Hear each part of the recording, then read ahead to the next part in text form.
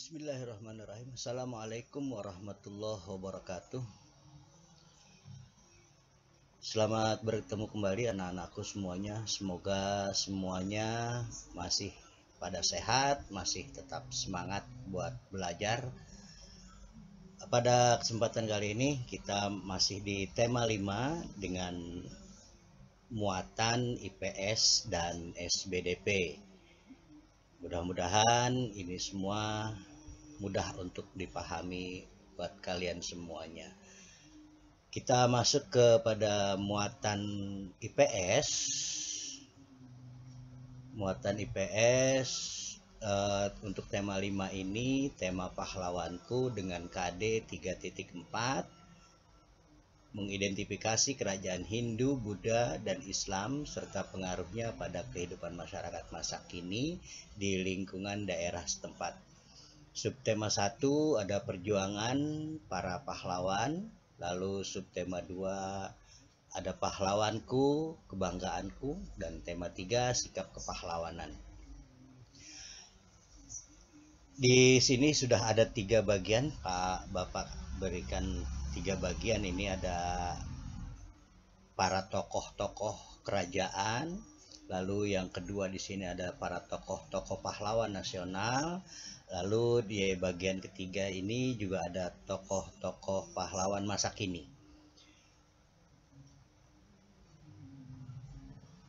Sebelumnya Bapak mau tanya nih, siapa sih pahlawan itu sebenarnya, ada yang tahu? Pahlawan adalah orang-orang yang telah berjasa dengan berani dan rela mengorbankan jiwa dan raganya untuk bangsa dan negara. Itu dalam artian yang sangat luas ya, yang luas. Pahlawan itu adalah orang-orang yang sudah berjasa dengan berani, dengan rela, ikhlas mengorbankan jiwa raganya untuk bangsa dan negara. Seperti gambar-gambar tadi yang sudah kalian lihat tadi ya. Berikutnya kita masuk kepada masa-masa kerajaan ya. Masa-masa kerajaan. Sebelum Indonesia merdeka, Indonesia itu sudah banyak tokoh-tokoh daripada kerajaan-kerajaan yang memang berjuang. Mereka berjuang untuk mempertahankan wilayahnya masing-masing ya. Ada yang bercorak Hindu, ada yang bercorak Buddha, dan ada pula yang bercorak Islam. Dari kerajaan-kerajaan itu semuanya mereka mempertahankan Nusantara untuk bisa berdiri tegak dari musuh-musuh yang lainnya. Dari kerajaan Hindu kita bisa lihat di sini ada Kutai, ada Mataram, Kutai Kartanegara ya, Kutai Kalimantan, lalu Mataram kuno, ada Tarumanegara di Jawa Barat, ada Majapahit di Jawa Tengah, di Jawa Timur, ada Buddha dari kerajaan yang bercorak Buddha, ada Sriwijaya di Palembang, lalu ada Kediri daerah Jawa, dan Singosari juga di Jawa, daerah Jawa ya. Lalu dari kerajaan-kerajaan atau kesultanan Islam itu ada Samudra Pasai, ada kerajaan Aceh, Demak, Perlak, Malaka, Gorontalo, Banten, dan banyak lagi yang lainnya yang tidak dituliskan satu persatu di sini ya. Namun kita akan bahas tidak semuanya nih, ada sebagian aja yang sesuai dengan buku yang kita pegang ya. Kerajaan-kerajaan ini semuanya banyak mempengaruhi perkembangan Nusantara pada masa lampau sebelum kita merdeka. Jayadwipa, nama Indonesia, Nusantara sebelumnya ya, Jayadwipa untuk wilayah Jawa. Hampir semuanya berdiri kerajaan di tempat-tempat di kepulauan Indonesia itu, hampir semuanya berdiri kerajaan. Kita lihat pertama dari kerajaan Aceh. Kerajaan Aceh ini berdampingan ya dengan kerajaan Samudra Pasai. Kerajaan Aceh ini dipimpin oleh Sultan Iskandar Muda yang berdiri tahun 1607 sampai 1636. Sultan Iskandar Muda ini terkenal amat sangat gigih untuk melawan penjajah, ya, dari Portugis juga dari Belanda. Lalu pada masanya kerajaan Aceh ini mencapai puncak kejayaan, memiliki kekuasaan sampai hingga ke Semenanjung Malaya sebagai pusat perdagangan dan juga sebagai pusat pengembangan Islam, agama Islam. Karena letaknya juga yang hampir berdekatan dengan laut, dengan pantai, kerajaan Aceh ini banyak menguasai wilayah-wilayah pantai. Dia menjadi sultan, menjadi raja, itu menggantikan ayahnya Sultan Alauddin Riayat Shah. Sikap kepahlawanan yang kita bisa ambil dari beliau Sultan Iskandar Muda adalah adil dalam menegakkan hukum dan dia mengutamakan kesejahteraan rakyatnya. Lalu yang kedua ada dari kerajaan Majapahit. Majapahit ini kerajaan di Jawa, kerajaan bercorak Hindu, ya, kerajaan bercorak Hindu. Didirikan tahun 1294 oleh Raden Wijaya. Pada Raja Hayam Wuruk yang ke-6, kerajaan Majapahit ini mencapai puncaknya kejayaannya. Raja Hayam Wuruk dibantu oleh patih yang terkenal sampai sekarang bernama Patih Gajah Mada yang terkenal dengan Sumpah Pemuda. Aku tidak akan berhenti sebelum Nusantara ini bersatu. Itu yang diucapkan oleh Patih Gajah Mada. Sikap kepahlawanan dari kerajaan Majapahit ini, dari para tokoh-tokohnya yang kita bisa contoh adalah sangat peduli akan kesejahteraan rakyatnya, gigih semangat dalam berjuang untuk rakyat. Itu yang kita bisa contoh dari Patih Gajah Mada. Lalu berikutnya ada dari kerajaan Tarumanegara. Kerajaan Tarumanegara ini posisi letaknya di Jawa Barat, daerah Bogor, ya, daerah Bogor. Wilayah kekuasaannya itu hampir meliputi Jakarta, ya, Sunda Kelapa, dahulu namanya Sunda Kelapa, lalu menjadi Jayakarta dan menjadi Jakarta saat ini. Lalu Bogor, Bekasi, Kerawang, dan Banten. Cukup luas kekuasaannya ini kerajaan Tarumanegara yang bercorak Hindu juga, yang berdiri tahun 1450 Masehi.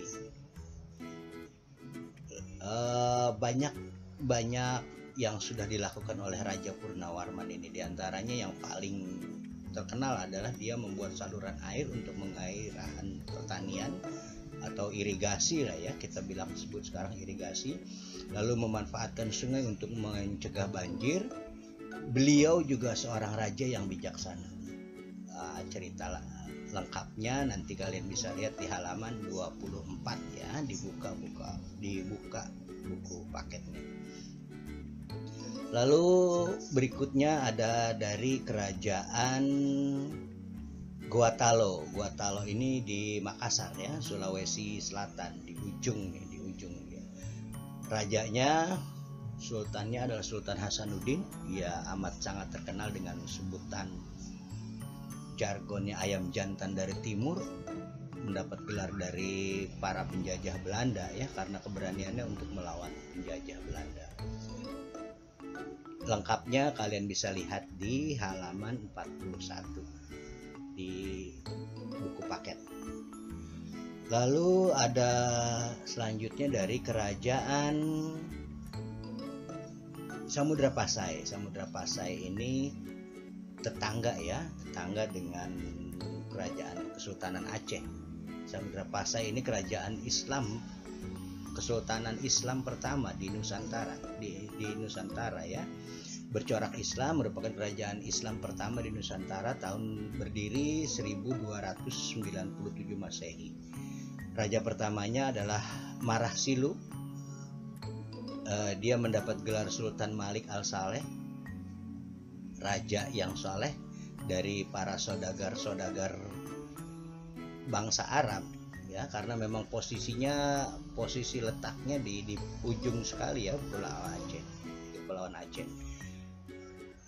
Banyak saudagar-saudagar dari India, dari Gujarat, dari Arab, dari Cina, dari India yang singgah di kerajaan Samudra Pasai, sehingga tempat itu jadi pusat perdagangan juga.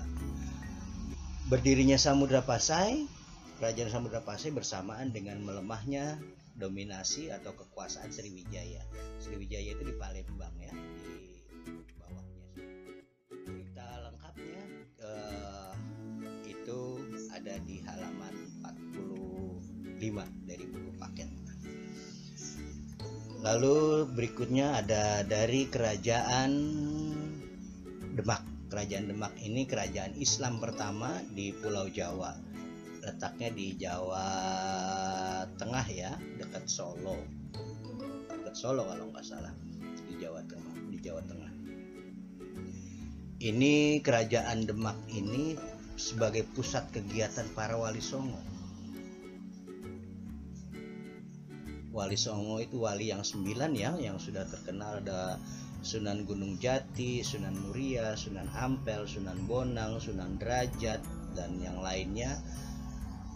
Pusat kegiatan di sini, di Kesultanan Demak, sehingga ada peninggalannya itu, yaitu Masjid Demak yang sampai sekarang dipakai. Terletak di Jawa Tengah, didirikan tahun 1478. Raja pertamanya adalah Raden Fatah. Raden Fatah ini seorang raja dari keturunan Cina dan Jawa. Dia lahir di Palembang tahun 1455. Oke, selanjutnya ada dari kerajaan peninggalan kerajaan, peninggalan sejarah dari kerajaan-kerajaan. Ini kerajaan Islam ya, terutama ya. Disimak videonya ini dari halaman 96.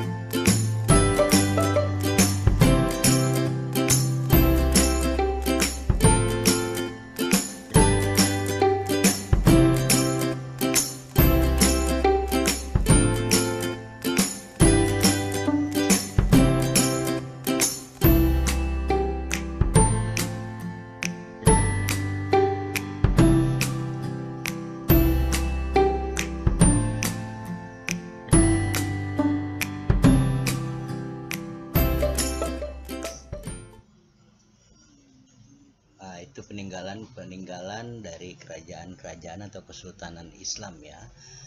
Yang selanjutnya ini pahlawan-pahlawan nasional di masa-masa kemerdekaan ya, atau masa penjajahan menjelang kemerdekaan. Yang pertama kita bisa lihat adalah Pangeran Diponegoro. Saksikan ya, lihat. perlu juga kalian catat.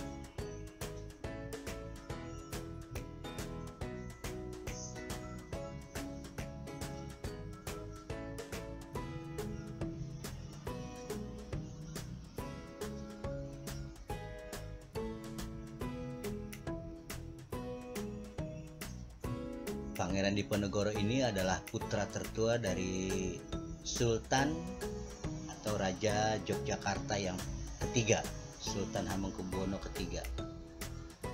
Berikutnya ada Cut Nyak-Dien. Cut Nyak-Dien ini pejuang nasional, pahlawan nasional dari Aceh. Beliau adalah istri dari Tengku Umar.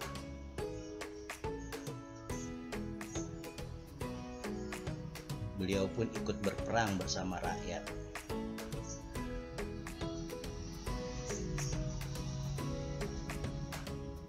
Selain Cut Nyak-Dien ada lagi, kalau yang ini setiap tanggal 21 April kita peringati nih Hari Kartini. Dia adalah putri seorang bangsawan dari Jawa, Raden Ajeng Kartini. Ia merupakan pahlawan emansipasi wanita. Sekarang kita sebutnya emansipasi wanita.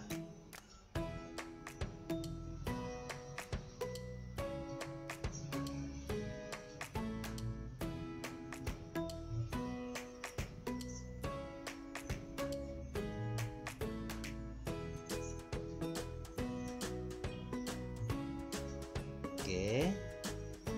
Selanjutnya ada pahlawan nasional. Nah, ini Bapak pendidikan kita Ki Hajar Dewantara. Nama aslinya adalah Raden Mas Suwardi Suryadiningrat. Kelahiran Yogyakarta 2 Mei tahun 1889. Tanggal kelahirannya kita peringati sampai saat ini, tanggal 2 Mei, Hari Pendidikan Nasional ya. Beliau yang pertama kali mendirikan sekolah untuk rakyat, Taman Siswa namanya.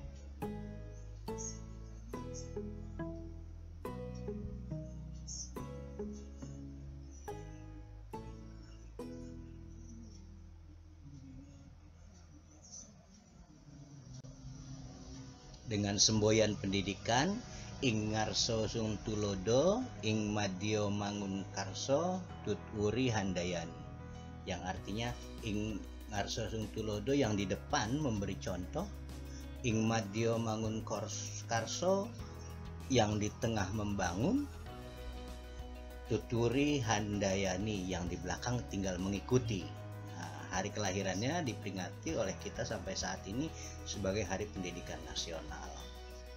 Tanggal 2 Mei, hari kelahiran Raden Mas Suwardi Suryadiningrat.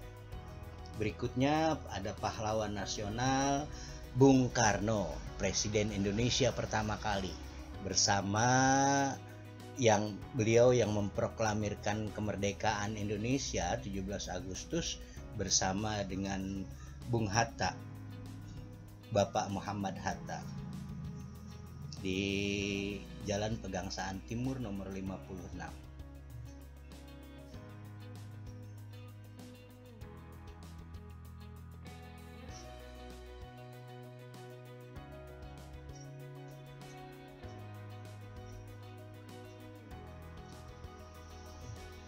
Kita sebut juga dia sebagai seorang proklamator ya, karena dia yang memproklamirkan, dia yang mengumumkan Indonesia merdeka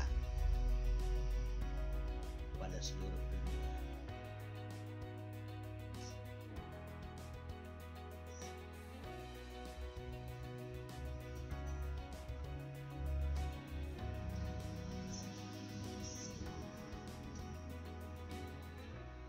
Oke, selanjutnya pahlawan nasional yang berikutnya adalah Bung Tomo, nama aslinya Sutomo. Beliaulah yang membangkitkan semangat juang para pejuang di Surabaya pada waktu itu. Yang kita kenal sampai sekarang adalah Hari Pahlawan, ya, Hari Pahlawan, tanggal 10 November sebagai Hari Pahlawan.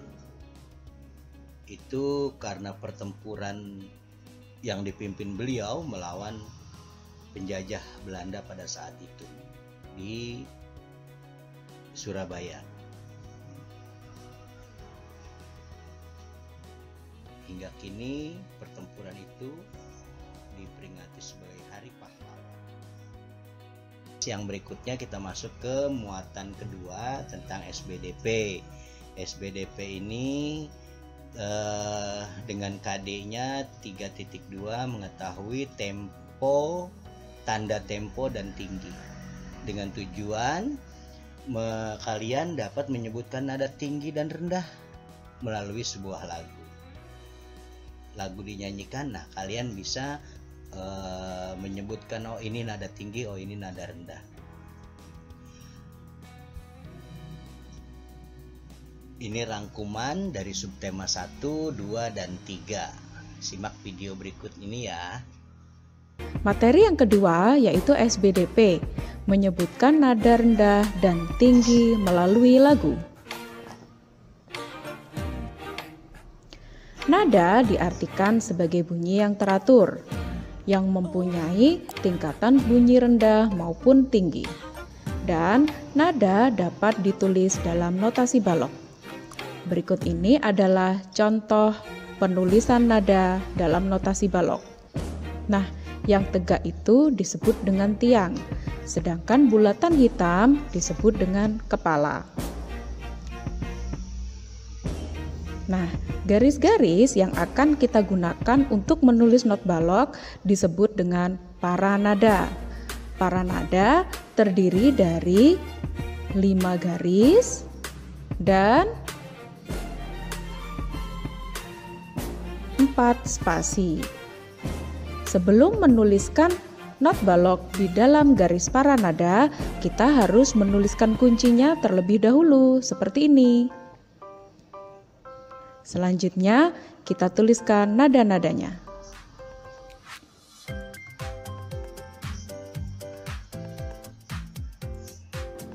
Bagaimana cara membunyikan nada-nada tersebut? Ikuti baik-baik ya. Do, re, mi, fa, sol, la, ti, do.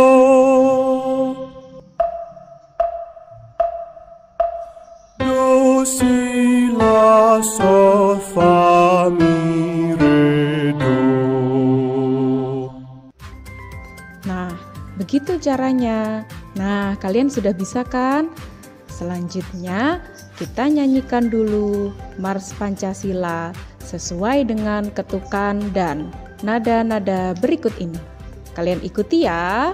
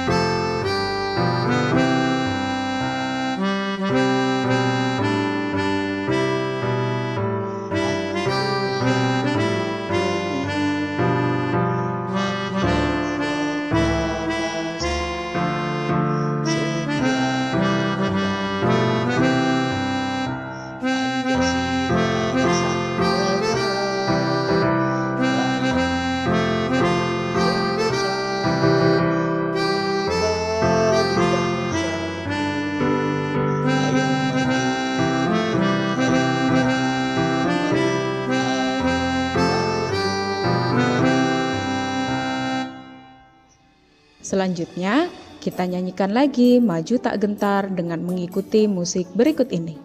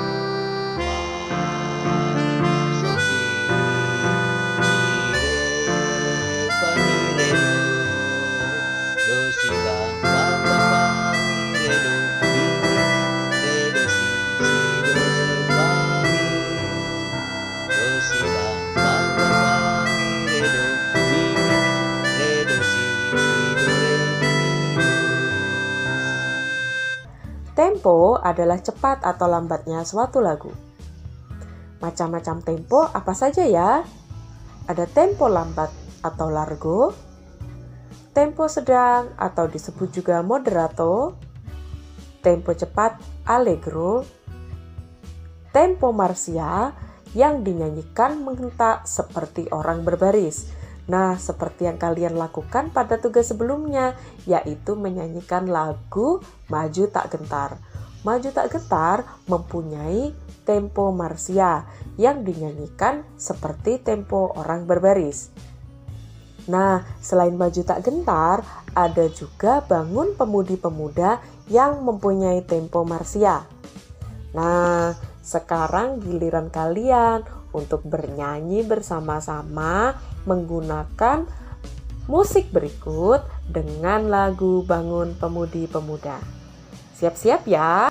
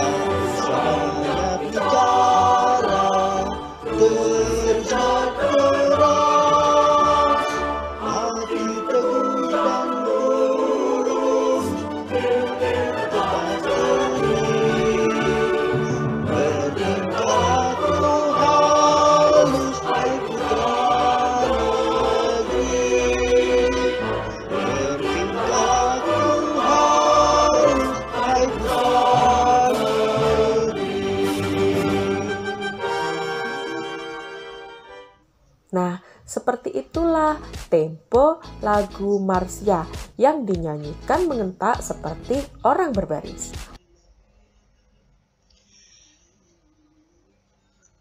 Itu materi SBDP dari tema subtema 1, subtema 2, dan subtema 3. Alhamdulillahirrabbilalamin, selesai dari materi muatan IPS dan SBDP tema 5. Mudah-mudahan bisa dipahami dengan mudah dan sukses buat kalian semuanya.